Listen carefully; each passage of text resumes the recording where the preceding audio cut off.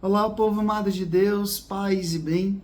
Esse é o nosso encontro, o Evangelho de hoje ensina, nesta sexta-feira, dia em que nós dedicamos uma atenção, uma devoção especial ao Sagrado Coração de Jesus. Portanto, reze comigo, Sagrado Coração de Jesus, que tanto nos amais, fazei que vos amemos cada vez mais. Sagrado Coração de Jesus, tende piedade de nós. Abra agora a sua Bíblia e acompanhe comigo o Evangelho de hoje, Lucas capítulo 9, do versículo 18 até o versículo 22. Lucas capítulo 9, do versículo 18 até o versículo 22, que diz assim: Aconteceu que Jesus estava rezando num lugar retirado e os discípulos estavam com ele. Então Jesus perguntou-lhes: Quem diz o povo que eu sou? Eles responderam: Uns dizem que tu és João Batista, outros que és Elias, mas outros acham que és alguns dos antigos profetas que ressuscitou. Mas Jesus perguntou: E vós, quem dizeis que eu sou? Pedro respondeu: O Cristo de Deus.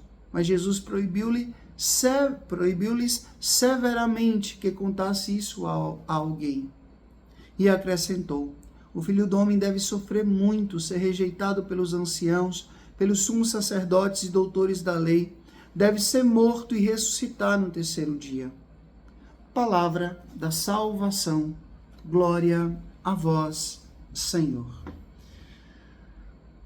Povo amado de Deus, em um outro evangelho, diz que Jesus estava em Cesareia de Filipe. Isso aparece também em uma das cenas do The Chosen, aonde Jesus ele está caminhando para Jerusalém. E aqui caminhar para Jerusalém quer dizer o quê? Ir abraçar o projeto do Pai. Ir abraçar a vontade do Pai. E a vontade do Pai passa também pelo sacrifício, passa também pela cruz. E antes de chegar a Jerusalém, Jesus trata de ir preparando o coração dos seus discípulos. Ele vai dizendo exatamente o que vai acontecer, deixando claro para eles o que deve acontecer, o que vai acontecer. Jesus estava muito consciente da sua missão. E aí, o que acontece? Ele pergunta: o que estão dizendo aí de mim? E nada do que as pessoas estavam dizendo sobre Jesus era ruim. Não, tu é um dos profetas, tu é João Batista. Disseram coisas boas, Elias, mas não acertaram. Somente Pedro acertou.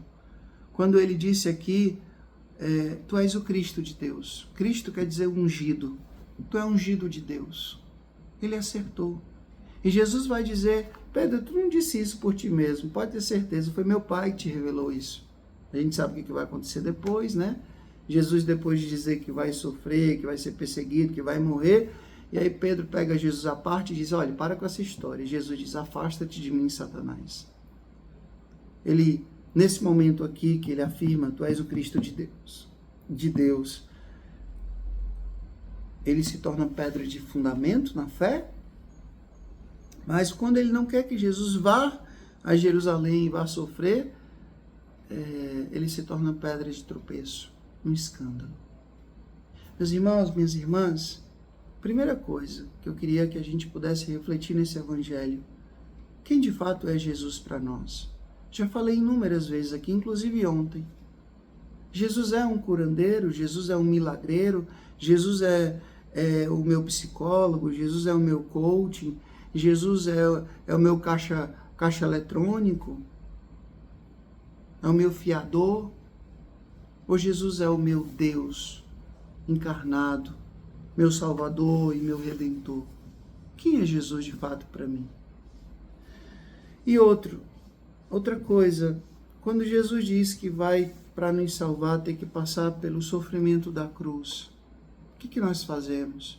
Nós acolhemos ou rejeitamos? Porque antes da ressurreição existe o Calvário. E a gente não pode chegar no túmulo vazio se a gente não passa primeiro pelo Calvário. Isso é certo. Jesus disse: quem quiser me seguir, abraça a sua cruz. Está no Calvário com Cristo.